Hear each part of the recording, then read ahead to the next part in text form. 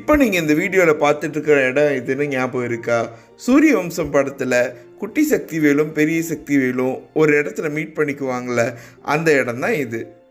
இப்போ பாருங்கள், புதர் மண்டி இந்த இடம் கிடக்கு. இந்த அணையினால் 4 டிஎம்சி தண்ணியை தேக்கி வச்சுக்க முடியும்.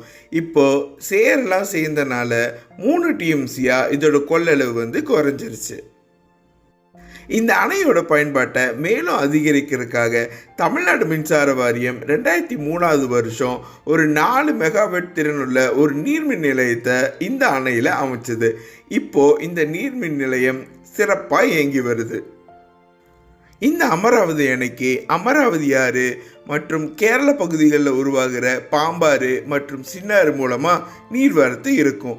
மழைக்காலங்களில் இந்த அணை நிரம்பி ஒரு கடல் போல காட்சியளிக்கும். இந்த காட்சி ரொம்ப ரம்யமாகவும் இருக்கும்.